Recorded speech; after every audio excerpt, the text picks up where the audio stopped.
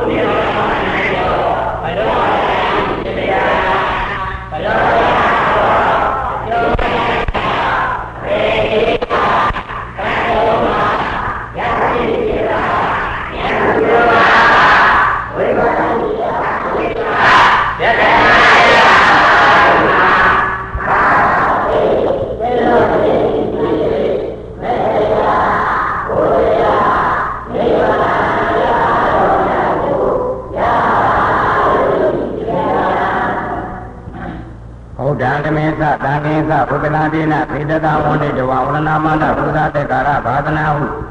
ကျမ်းဂန်ပါဠိလာရှိပြီးနဲ့အညီရှိခိုးခြင်းဒီယာမြန်တို့ခြင်းဒီယာပူဇော်ခြင်းဒီယာအယုသေးပြုခြင်းဒီယာထိုက်တော်မူကုန်သောဘုရားအမြတ်ဆုံးယရဏတရားအမြတ်ဆုံးယရဏသံဃာအမြတ်ဆုံးယရဏမြတ်သုံးပါးတို့အားတကြင်တခါတရာယုကျိုးလက်ဆုံးမူ၍ရှိခိုးပူဇော်ဖူးမြော်မှန်လျော့ကတော်ကြရသောပူဇော်တပနာမကုသိုလ်ကစေရနာတို့ကြောင့်အနိဋ္ဌဗေဒံညာမခသိကင်းခြင်းတွင်ပြောက်မရောက်ပြီးသားဖြစ်၍တမုံဝါမဆုံးဤသောလွားကဲ့သို့ခြားရာပမာတန္တရာကျဲထဲတတ်တဲ့တဏှာမာနဒိဋ္ဌိဒီဟုသောပပိစာတရားသုံးပါးတို့၏ခြုံငင်းရုပ်သိမ်းရာအမှန်ဖြစ်တဲ့အသင်္ကတတနိဗ္ဗာန်ရွှေပြည်မြတ်သို့ယခုဘဝ၌ပင်မျက်မှောက်ပြုနိုင်တဲ့ပုဂ္ဂိုလ်များဖြစ်ကြစေဟံဗန္တိဣတရဏိနတဟသင်္ဃသမနာရတံဥပောတရတိလံမမယာသာမိလောကံကတဝါသီလံဒိဋ္ဌေဗန္တိဒုတိယံပိဟံဗန္တိဣတရဏိနတဟသင်္ဃသမနာရတံဥပောတရတိလံမမယာသာမိလောကံကတဝါသီလံဒိဋ္ဌေဗန္တိတတိယံပိဟံဗန္တိဣတရဏိနတဟသင်္ဃသမနာရတံဥပောတရတိလံမမယာသာမိလောကံကတဝါသီလံဒိဋ္ဌေဗန္တိယမဟာဝရာမိသဝတိထာနမောတတ္တဗဂဝတောအရဟတောသမ္မာသမ္ဗုဒ္ဓတ္တ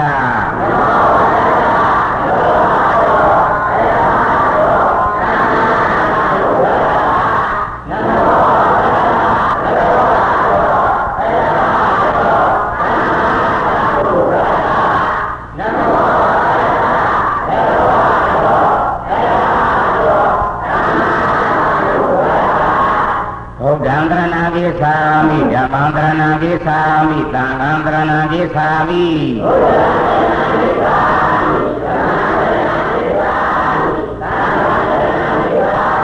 ဒုတိယံပိဗုဒ္ဓံတရဏံကိသာမိဒုတိယံပိဓမ္မံတရဏံကိသာမိဒုတိယံပိသံဃံတရဏံကိသာမိ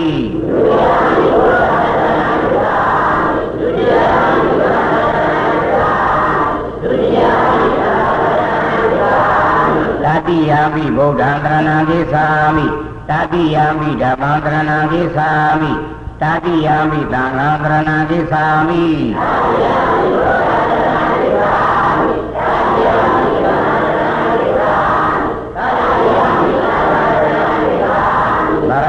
မနံပရိဘုံနံပါဏာတိဘာတာဝရမဏိသိက္ခာပံသမာရိယာမိဒေနာဒါနာဝရမဏိသိက္ခာပံသမာရိယာမိဗျာမကရိယာဝရမဏိသိက္ခာပံသမာရိယာမိမုဒ္ဒဝါဒဝရမဏိသိက္ခာပံသမာရိယာမိသုရာမေရယမေဇပမာဒဌာနာဝရမဏိသိက္ခာပံသမာရိယာမိ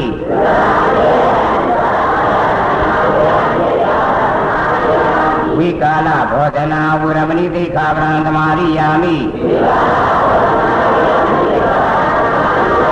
မေသဣဒအာရိဒဣတုကသတ္တနာအာနာသနာဣလေပနာအာရဏမန္တနာဝိဘုဒနာဌာနာဝရမဏိသိက္ခာပံသမာရိယာမိဘုဇာတေယနာမဟာတေယနာဝရမဏိသိက္ခာပံသမာရိယာမိဣဒံမေပုံညာအာတဝေခေယံအာဟောတုဘေကျွန်ုပ်တို့၏ဣဒံပုံညာဤသို့ပေါင်းစုဤကောင်းမှုကြောင့်အာတဝေခေယံအာမတဝဝါတဝဝိဓာတဝဝိဓာတဝတိဟုသောအာရောတရားဒေဝတို့၏ကျင်းရာပုံညာဖြစ်သောအာနိဗ္ဗာန်အတေကတထတုမဟာမဟံတို့အတ္တပိုင်မိုင်ဝဲဆောင်နိုင်သည်မောတုမௌချမသွေဖြစ်ပါစေတည်းတိတရဏိနာတထေကသမဏဂတံဘောဓရာတိလဓမ္မသာရုံကတဝါအပမဒေနသံပါတိသာပရိမုခံတတေဥပထဝေတဝါလို့ဆိုတဲ့အတိုင်းမိမိရဲ့ခန္ဓာကိုယ်အောက်ပိုင်းမှာတင်မလင်ခွေပြီးတော့အထက်ပိုင်းမှာခါးကိုမတ်မတ်ဆန့်ဆန့်ထားရမယ်နောက်စီနဲ့ကြောနဲ့တသားတည်းဖြစ်အောင်ခါးကိုမတ်ပြီးတော့ဆန့်ထားရမယ်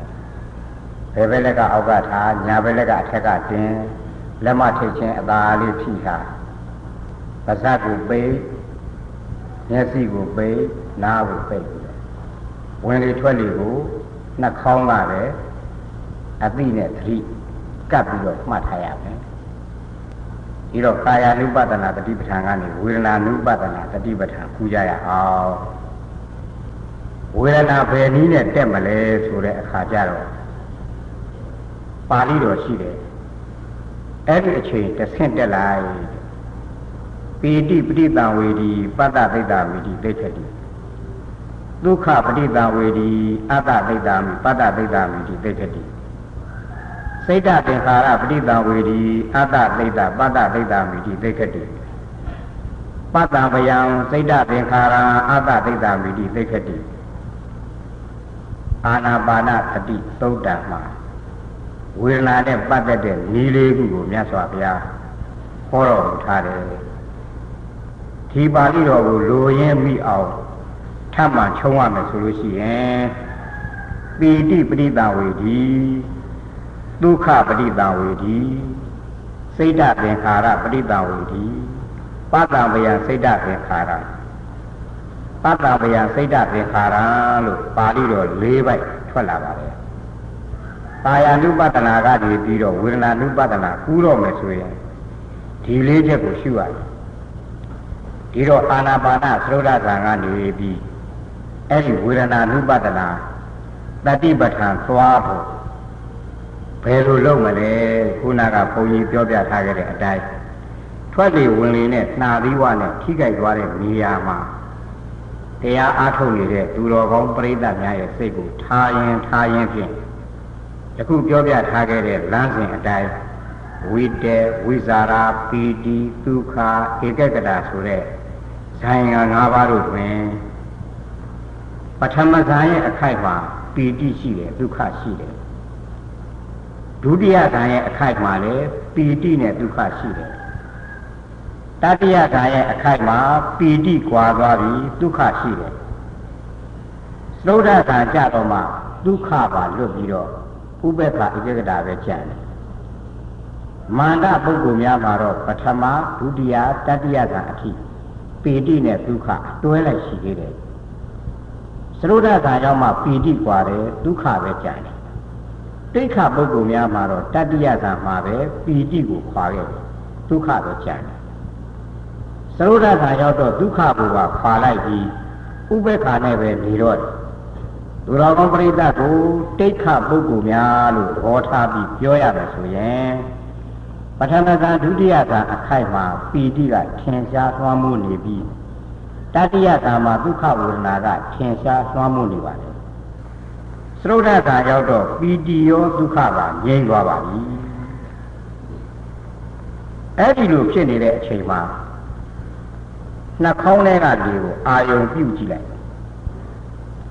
ထင်ထင်ရှားရှားပေါ်ပေါ်လွင်လွင်ကြမ်းကြမ်းထန်ထန်ကြီးသွားမလားပိန်ပိန်မွေ့မွေ့ကလေးသွားနေမလားလို့ဆိုလို့ရှိရင်ပိန်ပိန်မွေ့မွေ့ကလေးပဲသွားနေလို့ပဲအလုံးပိန်မွေ့နေတဲ့အတွက်ကြောင့်ဘောလာကဘုန်းကြီးပြောပြထားခဲ့တဲ့ရှာလို့မတွေ့တော့အောင်ကိုပိန်မွေ့နေတဲ့အချိန်ဖြစ်ပြီရှာလို့မတွေ့ရတော့အောင်ကိုထွက်လေဝင်လေပြီးပိန်မွေ့သွားတယ်ဘယ်တော့လွန်ခဲ့သွားတယ်လဲကြည့်လိုက်တော့ချမ်းသာတယ်ဆိုတဲ့ဒုက္ခဝေဒနာရဲ့သဘောတည်းထိုအချိန်လွန်ခဲ့နေတမာတိကနေပြီးတော့ဇန်တရားတို့ဖြင့်និဝရဏတွေကိုခွာတိုက်တဲ့အတွက်ကြောင့်တရားအားထုတ်နေပြီးသူတော်ကောင်းယောဂီများဒုက္ခဝေဒနာတွေဖြစ်နေတယ်နှစ်သက်တယ်ဆိုတဲ့ပီတိတွေဖြစ်နေတယ်အေးချမ်းတယ်ဆိုတာပတ္တတိတွေဝင်ပြီးနေတယ်ပထမဇန်ဒုတိယဇန်အခိုက်မှာပီတိဒုက္ခကိုရှုတဲ့ကြောင်းပီတိပရိသဝေဒီဒုက္ခပရိသဝေဒီနှစ်ပိုက်ပြန်ပြတတိယဇာမှာတော့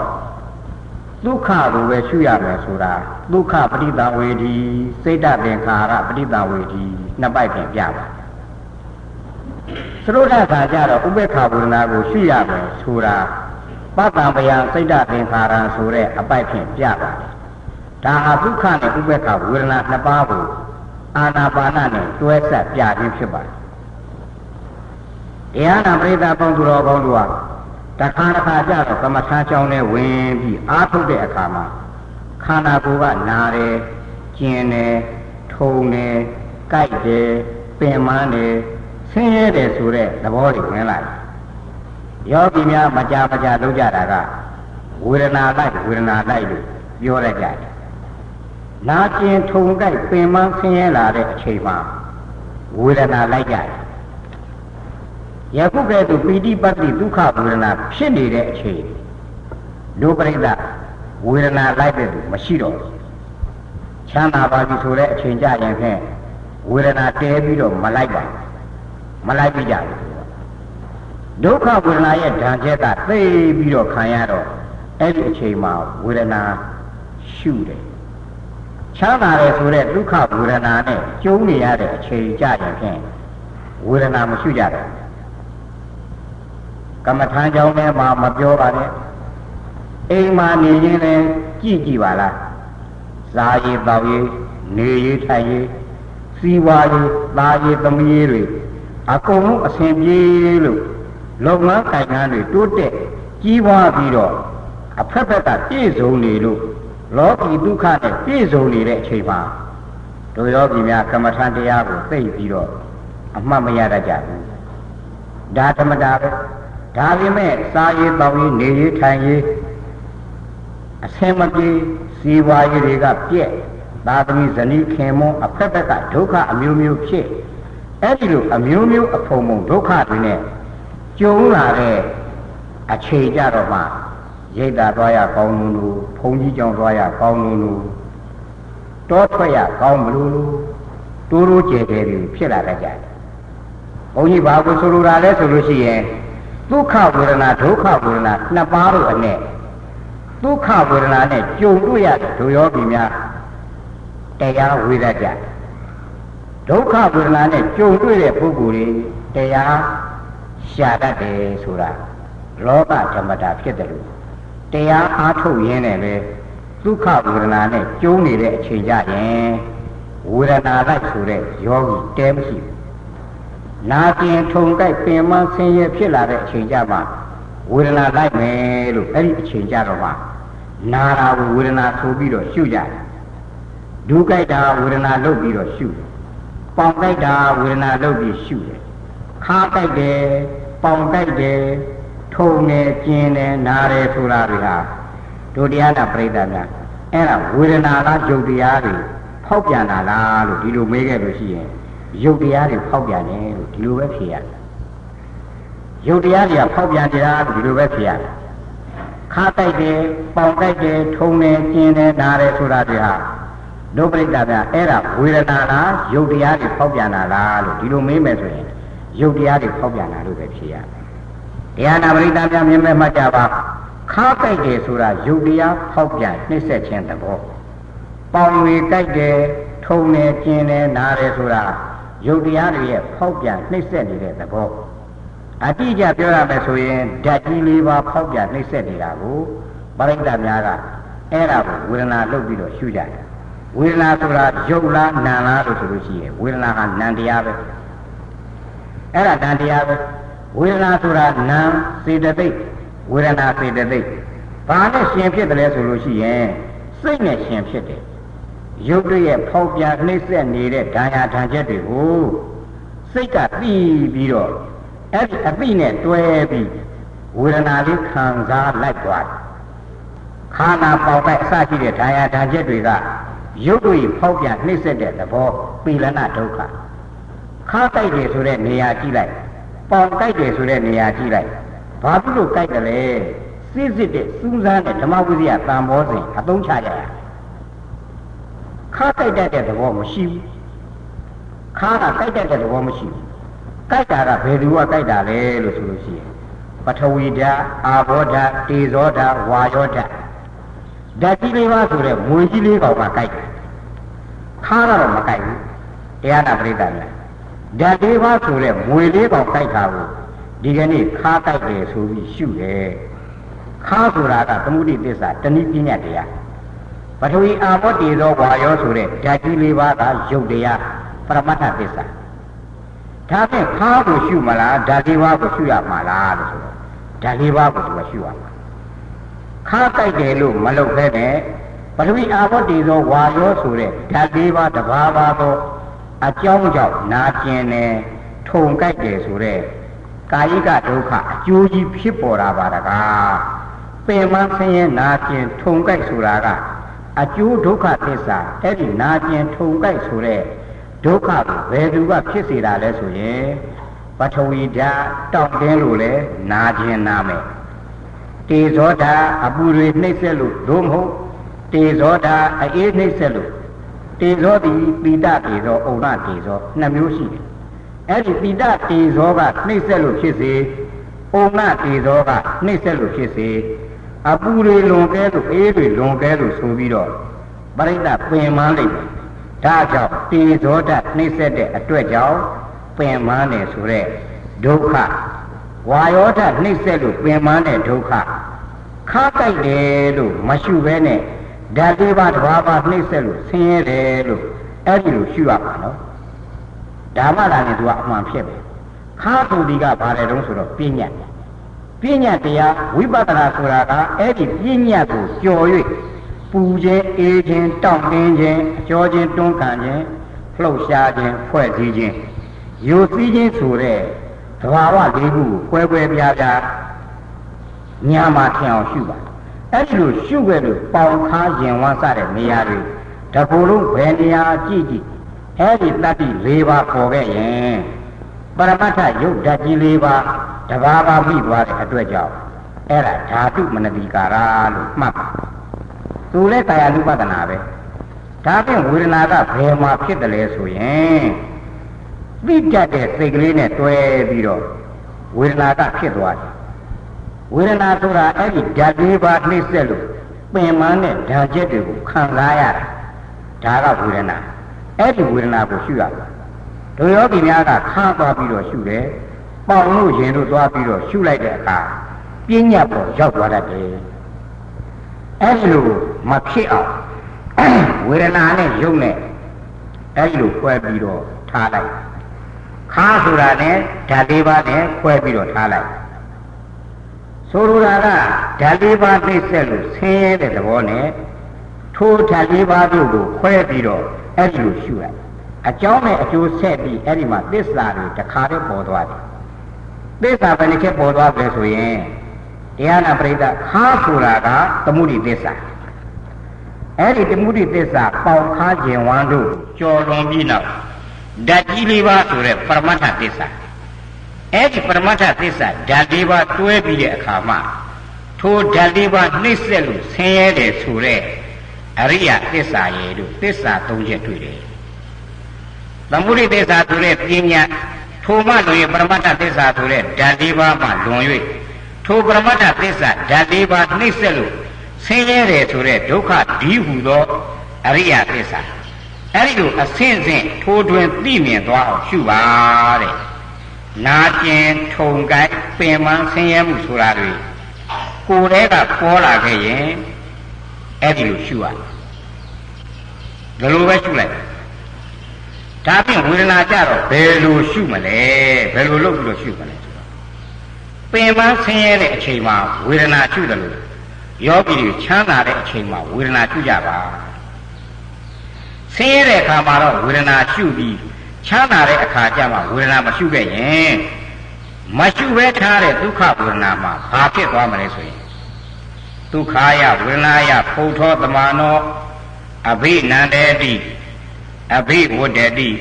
ဣဇောသာယဒိဋ္ဌတိတတ္တဒုက္ခယဝေဒနာယရာဂနုတေယောအနုတေတိလို့ဟောတော်မူတဲ့ပါဠိတော်အရာဖြစ်ပေါ်လာတဲ့ဒုက္ခဝေဒနာကိုမချွတ်မှပဲသိမ့်ပိုက်ထားတဲ့ယောဂီပုဂ္ဂိုလ်သည်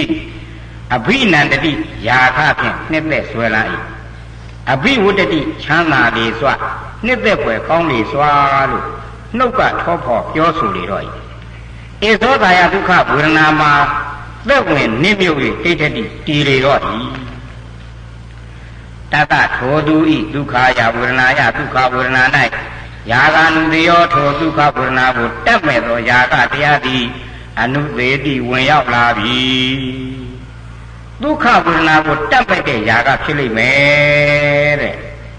နတ်စည်းစိမ်တမျှချမ်းသာနေတဲ့ယောဂီရဲ့တန်တာမှာအဲ့ဒီဝေဒနာကိုမရှုခဲ့ရင်ဘာဖြစ်သွားမလဲထိုဝေဒနာကိုမရှုခဲ့ရင်တို့တရားနာပရိသတ်တွေရဲ့တန်တာမှာဘာဝင်သွားမလဲယာဂဒုတိယဝင်တယ်ယာကဝင်လာသေးတယ်ဒုက္ခဆိုတာမမောစရာ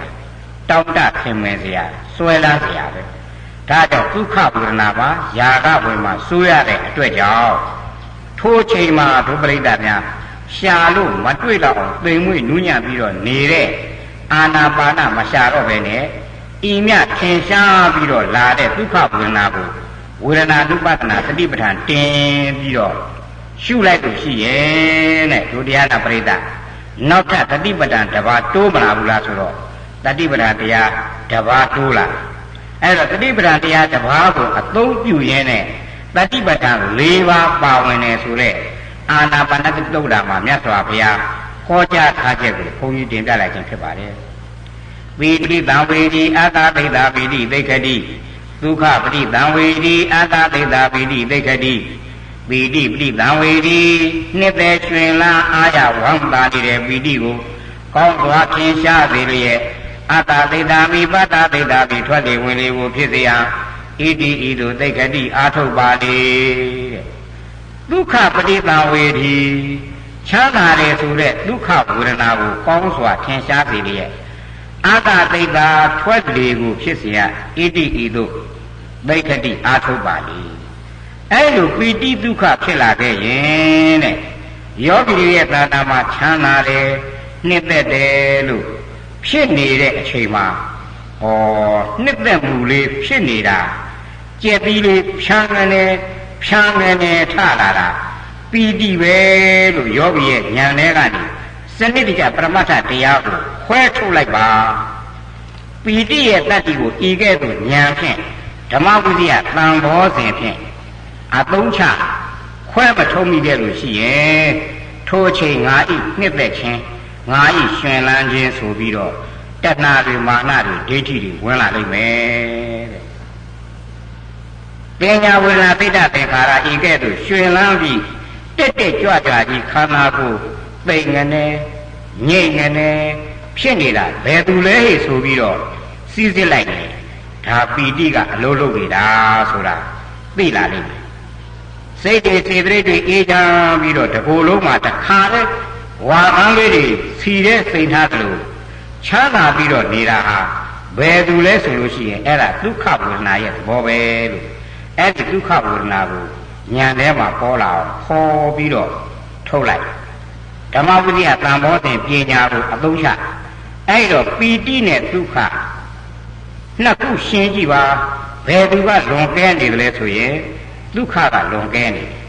ချမ်းသာမှုကလွန်ကဲနေတဲ့အတွက်ကြောင့်ထိုချမ်းသာမှုလွန်ကဲနေတဲ့ယောဂီပုဂ္ဂိုလ်ရဲ့တဏ္ဍာမှာချမ်းသာတယ်ဆိုတဲ့ဒုက္ခရဲ့သဘောကိုမှတ်သားနေတဲ့ပညာကလည်းပဲထိုချိန်ပါလာပါလိမ့်အဲ့ဒါဘာလဲဆိုရင်စိတ်တသင်္ခါရခေါ်တယ်စိတ်တသင်္ခါရပဋိသင်္ဝေဒီအတ္တသိက္ခာပိတိသိက္ခတိပါတသိက္ခာပိတိသိက္ခတိတို့အာနာပါနစတိသုတ်တာပါဠိတော်မှာပြတယ်စိတ်တသင်္ခါရလို့ခေါ်တဲ့ဒုက္ခဝေဒနာရဲ့ထိုဒုက္ခဝေဒနာကိုကြကြနနမှတ်သားပြီးနေတဲ့သင်ညာရဲ့တရားတစ်ပါးလုံးကိုဉာဏ်ထဲမှာပေါ်ပြီးလာအောင်ပညာဖြင့်ခွဲခြားစီစစ်ပြီးတော့ခေါ်ထုတ်လိုက်ကြစမ်းပါတဲ့ဒီလိုညွှန်ပြဒီတော့ဒုယောဂီတွေရဲ့တဏ္ဍာမှာပီတိလဲကြကြနနပေါ်လာတယ်ပညာလဲပေါ်လာတယ်ဝေဒနာလဲပေါ်လာဘယ်သူစီစစ်ပြီးခေါ်ထုတ်ပေးလို့လဲလို့ဆိုရင်တတိနဲ့ပညာကခေါ်ပေးတဲ့အတွက်ကြောင့်ဖြစ်ပါတယ်တတိကထိုပရမတ္ထတရားတွေကိုထင်ရှားစေတယ်ပညာကဓာတ်တွေကိုခွဲခြားစီစစ်ဝေဖန်တယ်ဒီလိုခွဲခြားစီစစ်ဝေဖန်တဲ့တတိပညာကြောင့်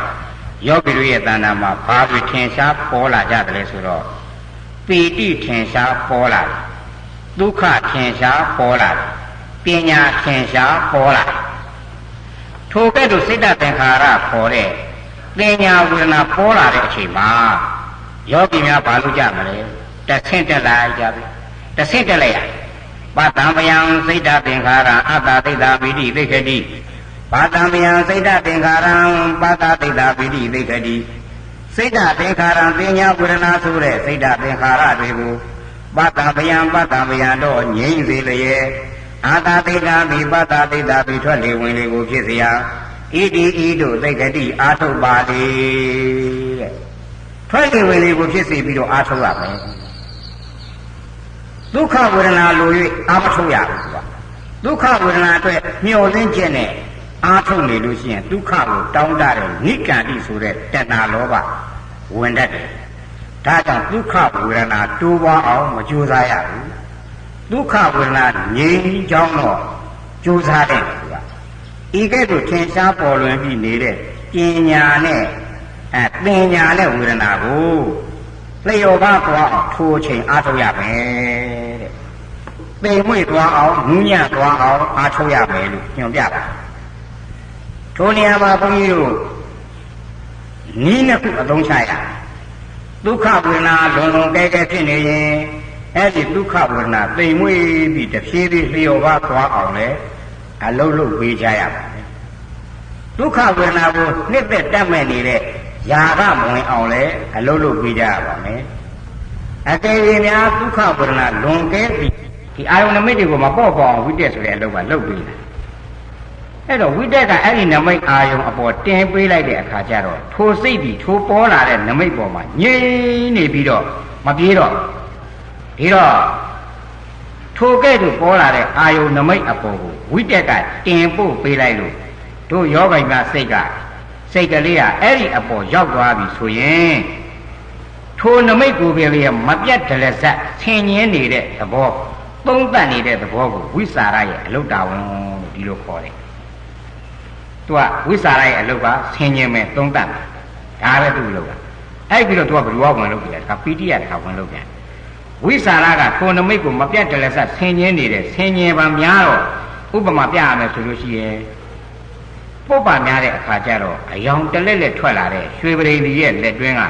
လက်ဝတ်တန်စာယရနာခဲ့လို့ဝိสารကနေပြီးတော့တလဲဆက်ဆင်းရဲမှများတဲ့အခါကျတော့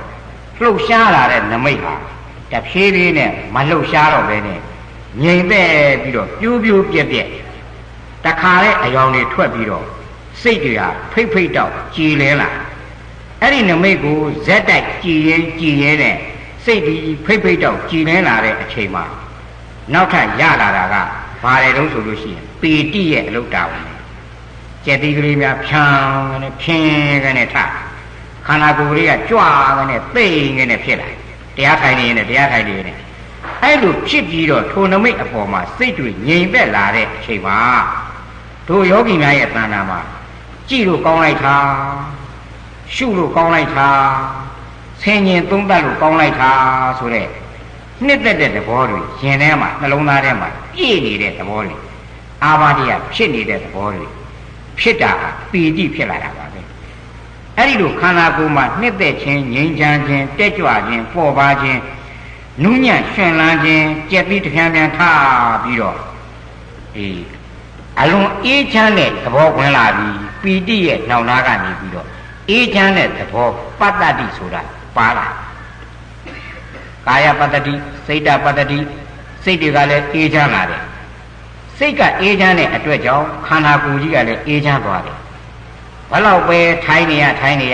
ထိုယောဂီပုဂ္ဂိုလ်ရဲ့တဏ္ဍာမှာပင်ပန်းတယ်နားတယ်ကျင်တယ်ထုံတယ်ကြိုက်တယ်လို့ဒီချိန်ခါမှမရှိတော့ဘူးကြည်ပြီးတော့နေတယ်ကာယိကဒုက္ခဝေရိကဒုက္ခဆိုတဲ့အဲ့ဒါတွေကိုငြိမ်ပြီးတော့နေတယ်လဟုတာကာယလဟုတာခန္ဓာကိုယ်ကြီးကလည်းပဲပေါ့လို့ဘယ်သူကမြောက်တင်ပေးလိုက်တာလဲလို့ဆိုတော့ပီတိကမြောက်တင်ပေးလိုက်တဲ့အတွက်ကြောင့်ခန္ဓာကိုယ်ကပေါ့ပါလေးဖြစ်တယ်မိမိရဲ့တင်ပါနဲ့အောက်ကထိုင်ခင်းနဲ့ထိတယ်လို့ကိုယ်စိတ်ထဲကမထင်တော့ပေါ့လေးဖြစ်တယ်အဲ့လိုပီတိစွမ်းရင်ဖြင့်ခန္ဓာကိုယ်ပေါ့ပါတွက်လက်ကလေးဖြစ်ပြီးတော့ပတ္တတိရဲ့စွမ်းအင်ဖြင့်ဒီစိတ်တွေကြီးတို့အေးတို့ဖြစ်လာတဲ့အချိန်ကြတော့နောင်နာကရလာတဲ့ဝေဒနာဘာလဲလို့ဆိုလို့ရှိရင်အဲ့ဒါဒုက္ခဖြစ်လာချမ်းသာလိုက်တာသိကောင်းတဲ့ချမ်းသာပဲနတ်စည်းစိမ်တည်းများဘလောက်အရသာရှိတဲ့ချမ်းသာလဲလုံညာကာရံမဝိထတာသန္နာစိတ်တတာဘိက္ခုနောအမာနုတိရတိဟောတိသမ္မာဓမ္မဝိပါဒတော်ပါဠိတော်တိုင်းပြလုံညာကာရံစိတ်ငြိမ်းရာကြောင်းပင်ငါတို့ဘဝိထတာဝင်ရောက်နေထိုင်လျက်ဓမ္မံတတိပဋ္ဌာန်တရားတော်ကိုသမ္မာကောင်းမွန်မှန်ကန်စွာဝိပါဒတော်ရှုမှတ်၍နေစဉ်တန်တာစိတ်တသာငြိမ်းချမ်းစိတ်ရှိသောဘိက္ခုနောယောဂီယဟန်တော်ဤဝါတန္တရာဘေးကိုလေးသည်ဝန်ဟုရှုလေရှိသောယောဂီသူမြတ်ဤအမာနုတိသူနှင့်မတံနဟံတေမြချမ်းသာလာစွာသောရတ္တိမှွေလျော်နှစ်ချိုက်ပိုက်ခြင်းသည်ဟောတိဖြစ်ရလေ၏အဲ့လိုစိတ်ငြိမ်တဲ့အရာချင်းကားပြီးတော့တတိဖြင့်ရှုမှတ်ပွားများနေတဲ့ယောဂီပုဂ္ဂိုလ်ရဲ့တဏ္ဍာမှာမှန်ကန်ယခုလိုပါဠိတော်နေကြရှုမှတ်နေတဲ့အတွက်ကြောင့်និဝရဏ၅ပါးကင်းတဲ့အတွက်ကြည်လင်အေးမြပြီးတော့ပီတိပတ္တိရထားတဲ့ဒုယောဂီများရဲ့တဏ္ဍာမှာအေးလိုက်တာငြိမ်လိုက်တာချမ်းသာလိုက်တာဆိုတဲ့အလွန်တရာအေးချမ်းတဲ့အမာနုတိနတ်စည်းစိမ်တည်းမြအေးပါတယ်ဆိုတဲ့အရာကထိုအချိန်မှာရနတ်စည်းစိမ်လောက်ကိုကောင်းတဲ့စည်းစိမ်ချမ်းသာအမာနုတိဒီလို့ဆိုပါတယ်အဲ့ဒီအချိန်ကမှယောဂီများသတိထားပြီးတော့နိကန္တိဆိုတဲ့တဏှာလောဘလာတော့မယ်ဝိပဿနာပက္ခိလေသဝင်တော့မယ်ဝိပဿနာရဲ့အန္တရာယ်တွေဘာဖြစ်လို့လဲဆိုတော့တိတ်ပြီးတော့ချမ်းသာနေပြီကိုစိတ်ကတိတ်ပြီးတော့အေးနေပြီကိုအဲ့ဒီအခါမှာသူကနိကန္တိဆိုတဲ့နာဝင်လာတတ်တယ်အဲ့ဒီဝင်လာလို့ရှိရင်လည်းလမ်းလွဲရောက်သွားတတ်တယ်ကိုလိုချင်တာကမတရားဖို့တရားရောက်သွားတာကနတ်ပြည်6ထပ်အဲ့ဒါလွဲသွားတတ်တယ်ဒီလိုမဖြစ်စေနဲ့အဲ့တော့ယခုတက်လာတဲ့အင်္ဂါကိုကြည့်လိုက်စမ်းပေါ်လာတဲ့နမိတ်ကိုမရအောင်ဖမ်းပြီးတော့စိတ်ကိုတင်ပေးတဲ့ဝိတက် ထိုဝိတက်ကတင်ပေးလိုက်တဲ့အာယုံကိုဆင်ခြင်သုံးသပ်နေတဲ့ဝိสารဆင်ခြင်ပါများလာတော့တည်ငြိမ်လာတဲ့တမာတိနှစ်သက်ရှင်လန်းအားရလာတဲ့ပီတိငြိမ်းချမ်းပြီးတော့လာတဲ့ပတ္တတိရဲ့နောက်ကငြိမ်းချမ်းလာတယ်ဆိုရင်ချမ်းသာတယ်ဆိုတဲ့ဒုက္ခဝေဒနာရတာအဲ့ဒီလိုကြီးကြီးလင်းလင်းရှင်ရှင်ပြပြချမ်းချမ်းသာသာလေးဖြစ်နေတဲ့ယောဂီပုဂ္ဂိုလ်ရဲ့စိတ်ဒီမပြေတော့ငြိမ်းလာတယ်အဲ့ဒါဧကကတာလို့ခေါ်တယ်ခန္ဓာအပိတဝိတေဝိสารပီတိဒုက္ခဧကကတာဆိုတဲ့နောက်ပိတ်ဆုံးအလုံးဝင်လာတယ်နောက်ပိတ်ဆုံးလုံးတရားဝင်လာတယ်ဧကကတာလို့ခေါ်တယ်အဲ့ဒီငါးလုံးထဲမှာနောက်ပိတ်ဆုံးအလုံးဝင်လာတယ်ဒီတော့ဒီနမိတ်ဟာ၃ပါးရှိတာအဲ့ဒီနမိတ်၃ပါးဘူးလဲဆိုတော့ထက်လေဝင်လေဒီဟူသောပရိက္ခမနမိတ်ရနံပါတ်1ကထိုထွက်လေဝင်လေပရိက္ခမနမိတ်ကြောင့်လှုပ်ရှားပြီးတော့ပေါ်လာတဲ့ဥက္ခနမိတ်သုံးထိုနောက်ငြိမ်ပြီးတော့တခါတည်းမလှုပ်မရှားပဲနဲ့ပေါ်လာတဲ့ပရိဘာကနမိတ်ရနမိတ်၃ပါးဖြစ်တယ်တခါနောက်ကနမိတ်၃ပါးလောက်ကအင်္ဂါ၅လီတခါလိုက်လာအဲ့ဒီနမိတ်၃ပါးကိုယောဂီတွေရဲ့ဉာဏ်ထဲကမရရအောင်တင်ပြီးတော့ယူလိုက်တာဝိတက်သူကဒီ၅ပါးလိုက်ထိုကဲ့သို့တင်းယူလိုက်တဲ့အတွက်ကြောင့်ဉာဏ်ထဲမှာပေါ်လာပြီဆိုတဲ့နမိတ်တွေအပေါ်မှာစိတ်ကိုပို့ထားပြီးတော့ဆင်ញင်သုံးသပ်နေတဲ့စေတသိက်ကလေးကဝိสารအဲ့လိုဆင်ញင်သုံးသပ်နေပါများလာပြီလို့ဆိုရင်ဟိုကနမိတ်ကလည်းငြိမ်ပြီးတော့နေတဲ့အတွက်ကြောင့်နှစ်သက်စရာလေးဖြစ်လာတဲ့အတွက်ကြောင့်နှစ်သက်တယ်ကြက်သီးကလေးများဖြင်းကနေလာပြီးတော့ရေလိုင်းကလေးများ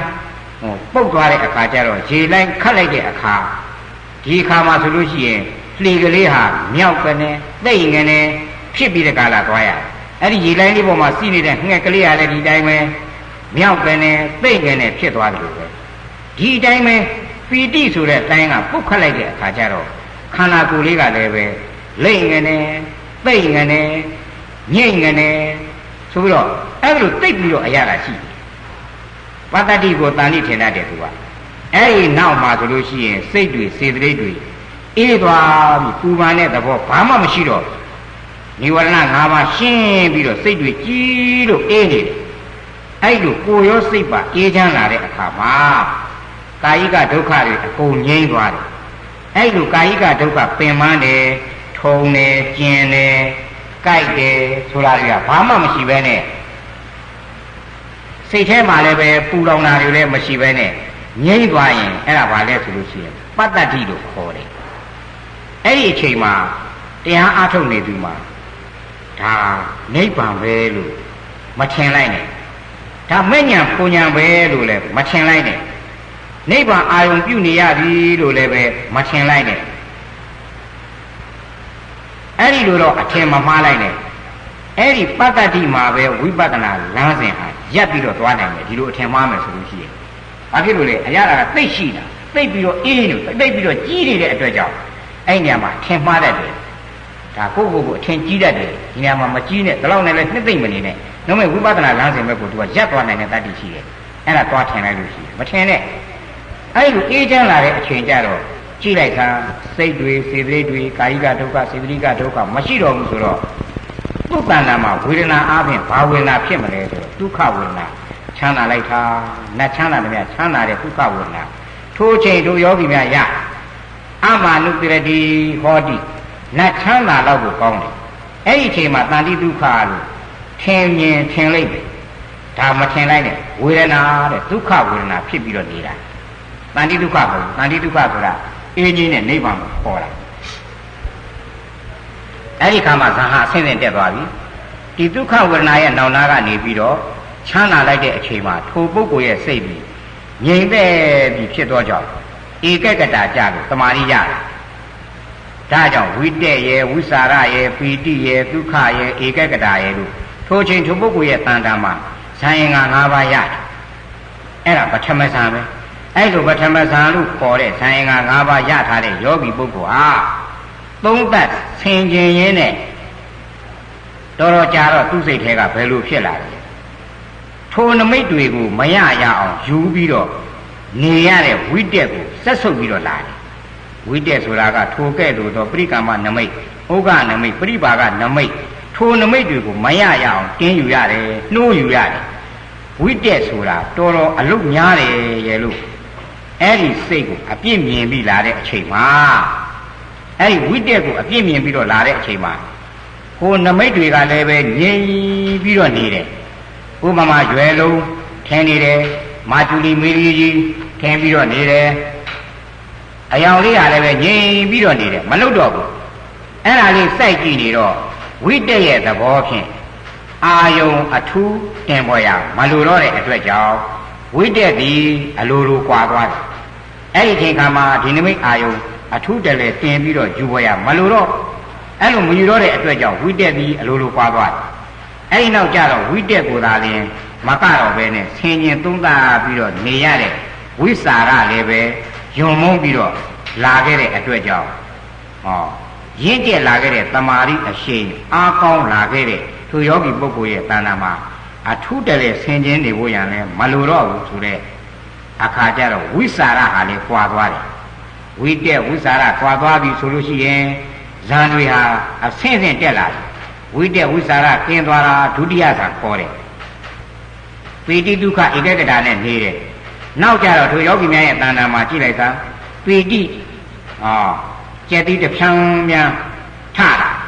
ခန္ဓာကိုယ်ကသိငယ်နဲ့ဖြစ်လာကောင်းရင်မြောက်တယ်လို့ဖြစ်လာ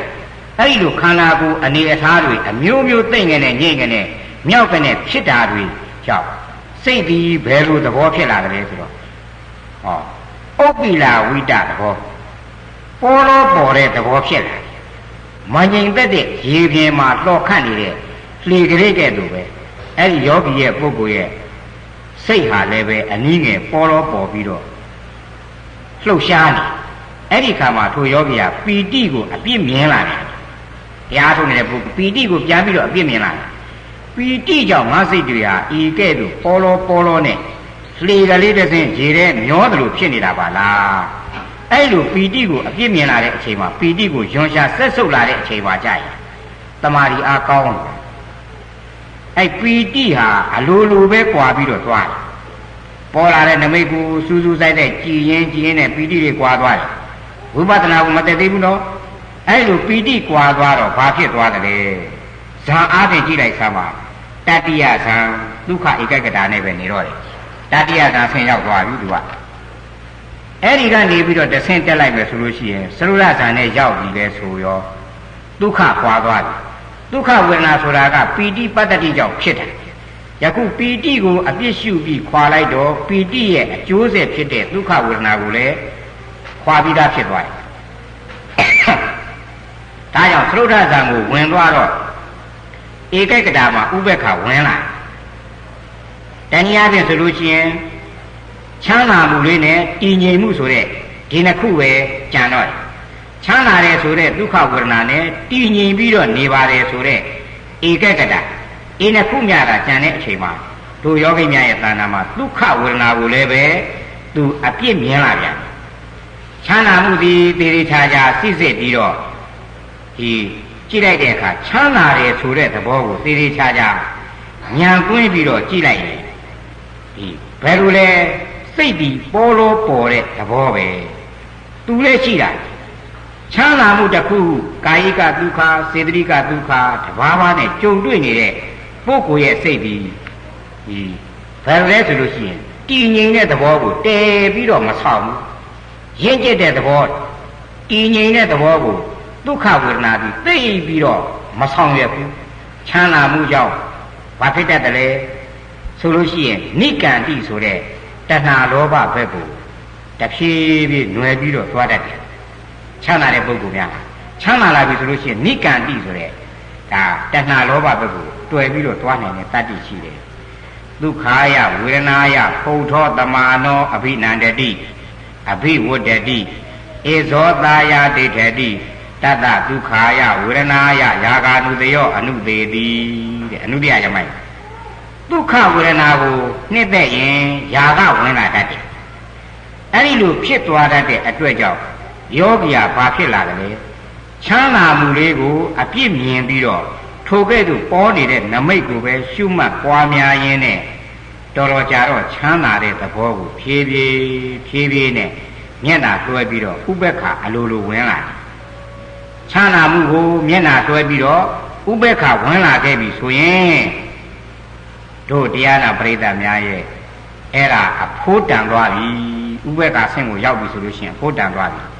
အစွန်းလွတ်တဲ့ဥပက္ခဖြစ်လာဒုက္ခဝေဒနာလို့ခေါ်တဲ့ချမ်းသာမှုရဲ့နောက်ကိုလည်းမလိုက်ကိုဆင်းရဲတယ်စိတ်ဆင်းရဲတယ်ဆိုတဲ့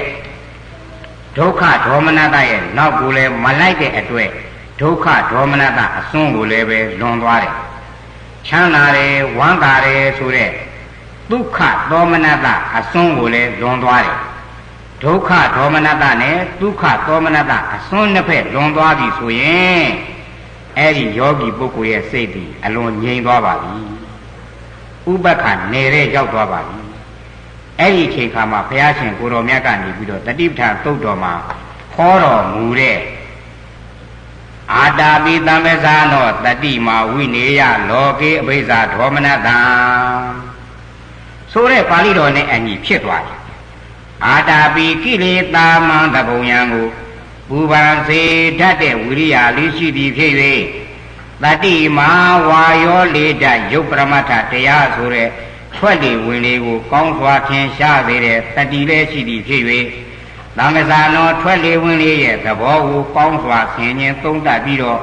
ကွဲကွဲပြားပြားရှုမှတ်နေတဲ့ပညာလည်းရှိသည်ဖြစ်၍တဲ့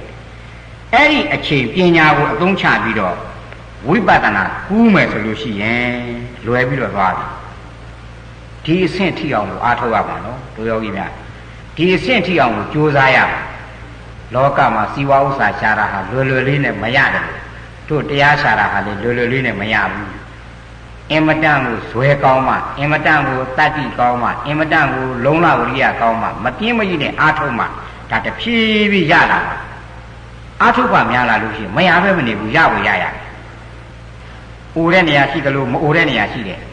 နာတဲ့နေရာရှိသလိုမနာတဲ့နေရာရှိတယ်ပေတဲ့နေရာရှိသလိုမပေတဲ့နေရာရှိတယ်အဲ့ဒီနေရာကိုရောက်အောင်ရှားကိုယူရမယ်တွေ့အောင်ကိုလိုက်ယူရမယ်အဲ့လိုက်မယ်ဆိုတဲ့ဇွဲတတ္တိမွေးဖို့အရေးကြီးတယ်တရားခံတဲ့နေရာမှာမလျှော့ရဘူးလုံလဝရိယမလျှော့ရဘူးထိုင်ကောင်းတယ်လို့ထိုင်ပြရမယ်မိမိအိမ်မှာလည်းပဲတိတ်ဆိတ်တဲ့အချိန်ငြိမ်တဲ့အချိန်မှာဖမ်းပြီးတော့ထိုင်ပြရမယ်အဲ့ဒီအချိန်ခါမှာဖြစ်နိုင်လို့ရှိရင်ကိုကစောစောအိတ်ခွန်လိုက်လောက်ဆိုအိတ်9နိုင်10နိုင်17နိုင်10နိုင်လောက်ကျတော့ကိုကတရေလို့လာအဲ့ဒီချိန်ကျတော့တအိမ်လုံးလည်းအိတ်နေတရားကွက်လုံးလည်းအိတ်နေတစ်မျိုးလုံးလည်းအိတ်ငြိမ်နေတဲ့အချိန်မှာအဲ့ဒီမှာအရသာယူပြီးတော့ခါလေးတရားတာဖတ်ထိုင်ပြီးတော့ပြီးပြီးတော့ရှင်ကြိုက်ရှင်အောင်ထောင်ထားပြီးတော့ထိုင်ရတယ်ကိစ္စမရှိဘူးအဲ့ဒီမှာတအားထိုင်ပြီးတော့အဲ့ဒီနေရာမှာမိမိတို့ထိုင်မှများလာလို့ရှိရင်ဒီတရားရဲ့အရသာကိုတွေ့လာလို့ဆိုလို့ရှိရင်ဘယ်အရသာနဲ့မှမတူဘူးဘယ်ချမ်းသာနဲ့မှမတူတော့ဘူးအဲ့ဒီခါမှာတရားပဲမထိုင်မဲ့ကိုမနေနိုင်တော့ဘူးဖြစ်သွားတယ်အဲ့ဒါလိုကိုစွဲလာအောင်ကြိုးစားကြပါလို့ဘုန်းကြီးတိုက်တွန်းလို့တယ်ဝိနည်းလောကေအဘိဇာဒေါမနတံလောကေပိစုပါရဏေခန္ဓာ၅ပါးဆိုတဲ့လောကကြီး၌အဘိဇာဒေါမနတံဒုက္ခဝေဒနာကိုပြင်းစွာတတ်မဲ့နေတဲ့အဘိဇာတရားဒုက္ခဝေဒနာကြောင့်ဖြစ်လာတဲ့ဒေါမနတတရားဆိုတဲ့ဤလောဘဒေါသတရားနှစ်ပါးကိုဝိနည်းပယ်ရှား၍ဒုက္ခဒုက္ခရဲ့ဒေါမနတဒေါမနတရဲ့ထိုအစွန်းနှစ်ဘက်ကိုပယ်ရှားပြီးတော့ထိုယောဂီပုဂ္ဂိုလ်ဒီထိုအချိန်တီးငြိမ်ငြိမ်ကလေးအလုတ်လုတ်သွားနိုင်လာပြီလို့ဒီလိုဆိုတယ်ဒီအဆင့်ကိုရောက်အောင်ကြိုးစားရအဲ့ဒါဟာဒီဘယ်အဆင့်ရောက်မှလဲလို့ဆိုလို့ရှိရင်ယခုပြောခဲ့တဲ့နီလန်းအတိုင်းအစဉ်တစိုက်ရှုမှတ်ပွားများသွားတဲ့ပုဂ္ဂိုလ်ရဲ့တဏ္ဍာမှာစတုထဇံဆိုတဲ့ဇံအဆင့်ကိုရောက်ရင်အဲ့ဒီလိုဥပ္ပခဝေဒနာနဲ့သွားပြီးတော့ဒုက္ခအစွန်းဒုက္ခအစွန်းအစွန်းနှစ်ဖက်သောမနတဒေါမနတအစွန်းနှစ်ဖက်ကိုထိုယောဂီမရောက်တော့ဘူးတဲ့အဲ့ဒါစတုထဇံပဲလို့ဒီလိုမှတ်ရဒါစတုထဇံရောက်သွားတယ်ဒီတော့ဇံလန်းသွားခြင်းနဲ့ပုဂ္ဂိုလ်တယောက်အနေနဲ့ဉာဏ်ကိုဘာမှဒီအထဲမှာအသုံးချကြရမလို့ပဲနဲ့ပေါ်လာတဲ့နမိတ်တွေရှုမှတ်ပွားများသွားရင်းနဲ့ဇံစခန်းကိုသွားတယ်အဲ့ဒါကာယ ानु ပတနာတတိပဋ္ဌာန်မှာဖြင့်အာနာပါနကိုခုနကပြောခဲ့တဲ့နီးလေးနီးအချက်၄ချက်တို့ဖြင့်ရှုမှတ်ရင်းနဲ့ဇံစခန်းကိုသွားပုံမှာယခုဘုန်းကြီးပြောခဲ့တဲ့လမ်းစဉ်ဒီကာယ ानु ပတနာတတိပဋ္ဌာန်ကျင့်စဉ်အကျဉ်းချုပ်ပဲဖြစ်တယ်လို့ဒီလိုမှတ်ကြရတယ် အဲ့ဒါလို့အားထုတ်လိုက်တဲ့အတွက်ကြောင့်ဥပမာအားဖြင့်ကိုင်းတော်ကြီးကိုမီးရှို့လိုက်တယ်မီးရှို့လိုက်တော့ကိုင်းတော်ကြီးတစ်ခုလုံးလောင်သွားတော့ဟိုဘက်ဒီဘက်စောစောကကိုင်းမင်နေကြောင့်လှမ်းမမြင်ရတဲ့ကွင်းကြီးကတခါတည်းပြောင်တလင်းခါပြီးတော့မြင်ရတယ်ရှင်းပြီးတော့သွားတယ်ကွင်းကြီးကထို့အတူပဲမိမိတို့ရဲ့ရင်နဲ့နှလုံးသားထဲမှာအတွင်းအစ္ဆဒတဏ္ဍာနဲ့မှာကာမိသန္တာនិဝရဏယာဘာရនិဝရဏခိနာမိဒនិဝရဏဥဒိစ္စကုက္ကုစនិဝရဏဝိသိကိစ္စនិဝရဏဆိုတဲ့និဝရဏတရား၅ပါးတွန်းထားတဲ့အတွက်ကြောင့်ကိုင်းတော်ကြီးဒီဘက်ကနေဟိုဘက်လှမ်းကြည့်လို့မမြင်တယ်လို့မိမိကိုမိမိတခါတည်းဘာမှမသိရလောက်အောင်လွှမ်းခံနေရတဲ့အတွက်ပူလောင်နေရတယ်တောကတွေရောက်နေရတယ်ပရိဒီဝတွေဖြစ်နေရတယ်အဲ့ဒီဟာတွေကိုခုကာယ ानु ပဒနာတတိပဋ္ဌာန်ဘိုင်းကိုထိုင်လိုက်တဲ့အခါမှာဒီကိုင်းတော်ကြီးမိရှုပြီးတော့ကြောင်းသွားတယ်လို့ရှင်းသွားတယ်လို့မိမိအစ္ဆဒတဏ္ဍာမှာလည်းခုနကာမိသနာនិဝရဏအစရှိတဲ့និဝရဏတရား၅ပါးဟာရှင်းပြီးတော့သွားပါပြီဒါပေမဲ့လို့သူနှစ်သက်တဲ့မိုးရေကလေးတစ်ပေါက်နှစ်ပေါက်နဲ့တွေ့လိုက်လို့ရှိရင်အဲ့ဒီကိုင်းမင်ကလေးဟာအငုတ်ကလေးတွေပြန်ပြီးတော့ထွက်လာတယ်လို့မိမိတို့ခန္ဓာကိုယ်မှာလည်းပဲတရားထိုင်နေတဲ့အချိန်မှာရှင်းတယ်ဒီပြင်အချိန်ရောမှတ်ရှိနေတဲ့အချိန်မှာလည်းပဲရှင်းတယ်သို့တော့ဝိသဘာကအာယုံဆိုတဲ့ဖောက်ပြန်တဲ့အာယုံနမိတ်တွေနဲ့တွေ့လာတဲ့အခါမှာခုနကိုင်းငုတ်ကလေးတွေထွက်လာတယ်လို့မိမိတို့လည်းပဲပြန်ထွက်နိုင်တဲ့တတ္တိရှိသေးတယ်ကိလေသာအငုတ်မပြတ်သေးဘူးအနုတ္တယကိလေသာမပြတ်သေးဘူးအဲ့ဒါပြတ်အောင်ဆက်ပြီးတော့အားထုတ်ရမှာကကျွတ်တို့ဝေဒနာ ानु ပဒနာဘိုင်းကိုစိတ်ဓာ ानु ပဒနာဘိုင်းကိုဓမ္မာ ानु ပဒနာဘိုင်းကိုရောက်တဲ့အခါကျမှအဲ့ဒီကိုင်းငုတ်တွေရောအမြစ်တွေရောအကုန်လုံးဖြတ်တောက်ပြစ်ပြီးတော့ဘလောက်ကြီးမိုးတွေရွာအဲ့နေရာမှာကိုင်းတော့ကုန်ရှိတော့ထို့အတူပဲမိမိခန္ဓာကိုယ်မှာလည်းအနုတ္တယကိလေသာလုံးဝပြတ်သွားပြီဆိုလို့ရှိရင်အရိယာစခန်းကိုရောက်သွားပြီဖြစ်တဲ့အတွက်ကြောင့်တန်တိဒုက္ခအေးနေရဌာနကိုအဲ့ဒီထိအောင်ရောက်အောင်အားထုတ်ကြရမှာဖြစ်တယ်ဒါပထမဆင့်အနေအားဖြင့်အားထုတ်ရခြင်းဖြစ်တယ်ပထမဆင့်တော့တော့ကြိုးစားနေရရင်ဒုတိယဆင့်ကျတော့ဉာဏ်နဲ့သွားတော့တယ်ဉာဏ်စခန်းနဲ့သွားတော့တယ်အဲ့ဒီခါကျတော့အဲ့လိုဉာဏ်စခန်းနဲ့သွားတဲ့အခါကျတော့ဒီလိုပဲကြိုးစားပြီးတော့အားထုတ်ပြီးတော့သွားလိုက်လို့ရှိရင်မတွေ့မဟုတ်တွေ့ရမမြင်မဟုတ်မြင်ရမှာတကယ်ပရမတ္ထသစ္စာအစစ်ကိုသွားပြီးတော့တွေ့လိုက်တဲ့အခါမှာအဲ့ဒီမှာတန်တိဒုက္ခအင်းနေတဲ့နေရာကိုရောက်အောင်ကြိုးစားအားထုတ်နိုင်ကြပါစေတည်းလို့ဆိုရဲနဲ့ဒီနေ့တရားအားထုတ်မှုရနာပြီးတော့မေတ္တာဘုအမြတ်တမ်းပေးဝေကြရအောင်လိုက်ဆိုကြအရှင်ဘုရားဘုရားတပည့်တော်တို့သည်မြတ်စွာဘုရားဟောကြားခဲ့သောအာနာပါနကာယ ानु ပဒနာတတိပဋ္ဌာန်တရားကိုအပင်ပန်းအဆင်းရဲအညောင်းခံ၍ကျင့်ကြံအားထုတ်ကျိုးဖို့ရသောကုသိုလ်အဖို့ပါကကို30ပုံ၌သင်၍နေကြကုန်သောဝေနေယဒုက္ခိတဒုက္ခိတသတ္တဝါအားလုံးတို့အား၎င်းဘဝအနန္တရကတော်ဆက်ခဲ့သောမိဟောင်းဟာဟောင်းဝေဟောင်းမျိုးဟောင်းဒီကုမောင်နှမဟောင်းဘုရားသမားဟောင်းပေါင်းတို့အား၎င်းယခုဘဝ၌တော်ဆက်ကြသောမိဘဆွေမျိုးဒီကုမောင်နှမမိတ်တင်ကဟဘုရားသမားပေါင်းတို့အား၎င်းဘုံမိသူဘုံမိသားနှင့်တိုင်းနှန်းရှင်ဘုံ၌ဒေတိုင်း၌ရှိကြသောပုဂ္ဂိုလ်အပေါင်းတို့အား၎င်းမိမိတို့ဤကိုယ်ဆောင်နာကျောင်းဆောင်နာအိမ်ဆောင်နာဝင်းဆောင်နာခြံဆောင်နာအရန်ဆောင်နာရက်ဆောင်နာဝါဆောင်နာမြို့ဆောင်နာနေဆောင်နာဘာဆောင်နာအာနာတော်ဆောင်နာတောဆောင်နာတောင်ဆောင်နာဘုံမဲ့ဆိုးဒုက္ခဆိုးအာကာကဆိုးအပေါင်းတို့အား၎င်းမောနတာဝေနတာမေနတာနန္နတာပေါင်းတို့အား၎င်းဓာမင်းနဲ့တကွာအတူလောကပါဠဓာမင်းကြီး၄ပါးတို့အား၎င်းသာသနာပိုင်ဆရာတော်တို့အား၎င်းအတုံးတည်းရေဆောင်အား၎င်းအ ဘုသဖြင့်ဤဝင်းဤချံဤကြောင်းလိုက်တာအတွင်းနှင့်ဤအယံဤရက်ွက်ဤမြို့ဤနိုင်ငံဤကဘာအတွင်း၌မကျွတ်မလို့သေးသောပုဂ္ဂိုလ်အပေါင်းတို့ကို၎င်းကျွန်ုပ်တို့ပြုသည်များကုသိုလ်ဒါနတို့ကိုအတိအမှတ်ပြု၍ပါရုဏုမောပေါ်နိုင်ကြပါစေပါရုဏုမောပေါ်ပြီးဒီရဆုံးတာကျွတ်တဲ့သူများကျွတ်ကြပါစေကျွတ်တဲ့သူများကျွတ်ကြပါစေချမ်းသာတဲ့သူများချမ်းသာကြပါစေ